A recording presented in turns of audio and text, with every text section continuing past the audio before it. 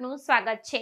Ankleshwar national highway number 48 પર વાલિયા ચોકડી પાસે ટ્રિપલ અકસ્માતમાં એક ટ્રેલર ચાલક કેબિનમાં ફસાઈ જતા ફાયરની ટીમ દ્વારા ભારે જહેમત બાદ રેસ્ક્યુ કરી સારવાર હેઠળ ખસેડવામાં આવ્યો હતો।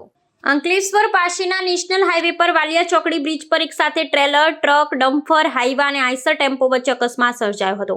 આ અકસ્માતમાં ટ્રેલરનો ચાલક કેબિનમાં ફસાઈ ગયો હતો। અકસ્માતને પગલે આસપાસના લોકો દોડી આવ્યા હતા અને બચાવ કામગીરી શરૂ કરી હતી। આ અકસ્માતમાં ટ્રેલરનો ચાલક કેબિનમાં ફસાઈ ગયો હતો, જેને બહાર કાઢવા માટે આસપાસના લોકોએ પ્રયત્નો કર્યા હતા। જોકે આ અંગે ડીપીએમસી ફાયર વિભાગને જાણ થતાં ફાયરના જવાનો દોડી આવ્યા હતા અને ભારે જહેમતે કેબિન હટાવી ચાલકને બહાર કાઢી સારવાર હેઠળ નજીકની હોસ્પિટલ ખાતે ખસેડવામાં આવ્યો હતો। આ ટ્રિપલ અકસ્માતને પગલે નેશનલ હાઈવે પર સુરત તરફ જતા માર્ગ પર ટ્રાફિક જામ સર્જાયો હતો।